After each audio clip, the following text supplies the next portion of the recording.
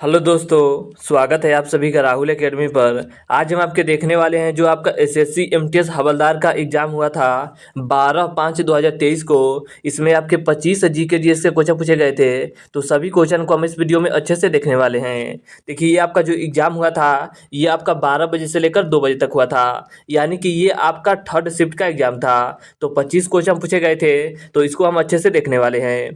तो चलिए, ज़्यादा समय नुकसान न करते हुए सीधे हम क्वेश्चन आंसर पे चलते हैं। और अगर आपको इसका पीडीएफ चाहिए तो नीचे टेलीग्राम का ग्रुप दिया गया है, वहां से ज्वाइन होकर इसका पीडीएफ प्राप्त कर सकते हैं।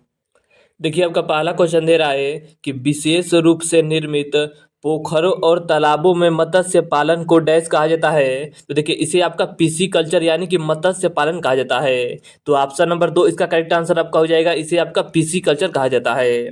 इसके आगे आपका अगला क्वेश्चन दिया गया था कि शीतकालीन ओलंपिक खेल कितने वर्षों में आयोजित किया जाता है। तो इसका करेक्ट आंसर आपका हो जाएगा, इसका आयोजन आपका हर 4 वर्ष के बाद किया जाता है। तो ऑप्शन नंबर 4 इसका करेक्ट आंसर आपका हो जाएगा 4 वर्ष। अगला क्वेश्चन दिया गया था कि अटल पेंशन योजना के तहत पेंशन रिटर्न ग्राहक के डैश वर्ष का हो जाने के बाद दिया जाता है। तो देखिए, इसमें आपका अगर 60 वर्ष के बाद हो जाएगा, आपका 60 वर्ष से अधिक, तब आपका इस योजना का लाभ मिल पाएगा। तो ऑप्शन नंबर 2 इसका करेक्ट आंसर आपका हो जाएगा 60 वर्ष। इसके आगे आपका अगला क्वेश्चन दिया गया था कि निम्नलिखित में से कौन सी पादप कोशिका की एक विशेषता है। तो इसका करेक्ट आंसर आपका हो जाएगा, इनमें आपका कोशिका भित्ति पाई जाती है। तो ऑप्शन नंबर 4 इसका करेक्ट आंसर आपका हो जाएगा। अगला आपका देखिए क्वेश्चन दिया गया था कि डैश वह प्रक्रिया है जिसमें प्राकृतिक रबर को अधिक मजबूत और लोचदार बनाने के लिए सल्फर के साथ संसाधित किया जाता है। तो इसका करेक्ट आंसर आपका हो जाएगा, इसका करेक्ट आंसर आपका हो जाएगा वल्कनीकरण। तो ऑप्शन नंबर 4 इसका करेक्ट आंसर है। इसके आगे आपका अगला क्वेश्चन दिया गया था कि गारो जनजाति का संबंध भारत के किस क्षेत्र से है। तो गारो जनजाति का संबंध आपके उत्तर पूर्वी क्षेत्र से है। तो ऑप्शन नंबर 4 इसका करेक्ट आंसर आपका हो जाएगा उत्तर पूर्वी।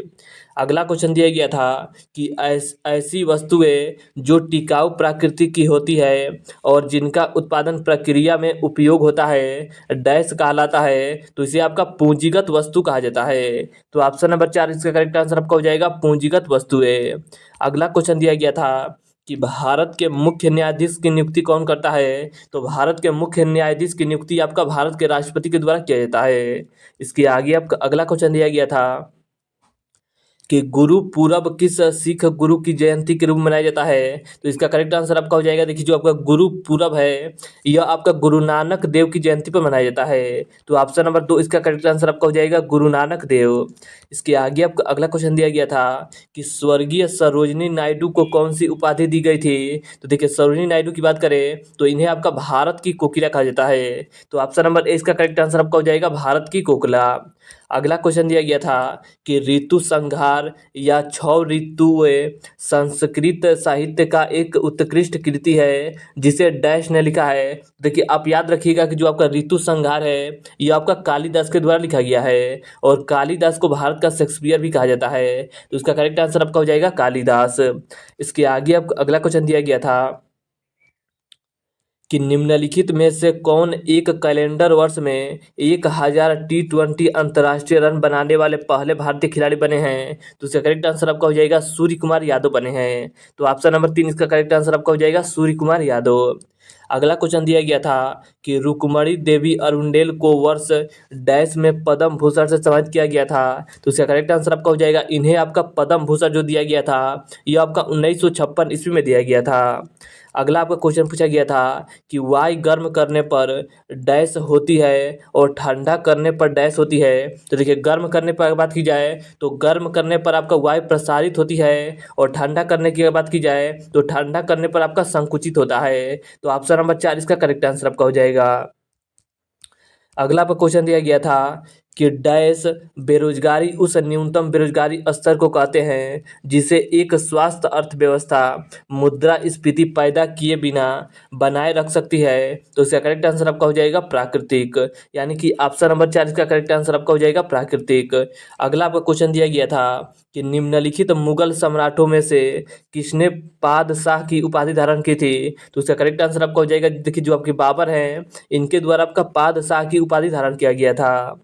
इसके आगे आपका अगला क्वेश्चन दिया गया था कि एनी बेसेंट निम्नलिखित में से किस सामाजिक धार्मिक आंदोलन से जुड़ी हुई थी? तो देखिए इनका संबंध आपके थियोसिकल सोसाइटी से था। तो ऑप्शन नंबर 4 इसका करेक्ट आंसर आपका हो जाएगा थियोसफिकल सोसाइटी। अगला आपका क्वेश्चन दिया गया था कि ईएनएसओ दाब की अवस्था में परिवर्तन से संबंधित परिघटना है। ईएनएसओ का पूर्ण रूप क्या होता है? तो देखिए इसका करेक्ट आंसर आपका हो जाएगा, इसका पूर्ण रूप अब आपका होता है एल नीनो संदर ऑसिलेशन। तो ऑप्शन नंबर 4 इसका करेक्ट आंसर आपका हो जाएगा। अगला आपका देखिए क्वेश्चन दिया गया था कि निम्नलिखित में से कौन सा अम्ल नारियल के तेल में पाया जाता है? तो इसका करेक्ट आंसर आपका हो जाएगा जो आपका लारिक अम्ल है, ये आपका नारियल के तेल में पाया जाता है। तो ऑप्शन नंबर 3 इसका करेक्ट आंसर आपका हो जाएगा लारिक अम्ल।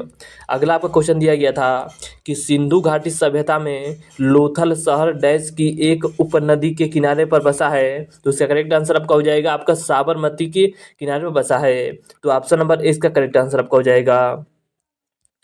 अगला क्वेश्चन दिया गया था कि मोहिनी अट्टम किस राज्य का शास्त्रीय नृत्य है? तो देखिए मोहिनी अट्टम की बात करें तो ये आपका केरल राज्य का प्रसिद्ध शास्त्रीय नृत्य है।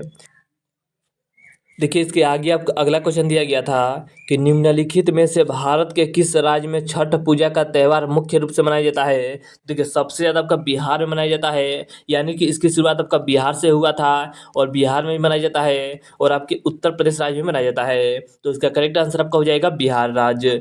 इसके आगे आपका अगला क्वेश्चन दिया गया था कि सर्वाधिक व्यक्तिगत ओलंपिक स्वर्ण पदक किसने जीते हैं? तो इसका करेक्ट आंसर आपका हो जाएगा माइकल आपके फेल्प्स के द्वारा जीता गया है।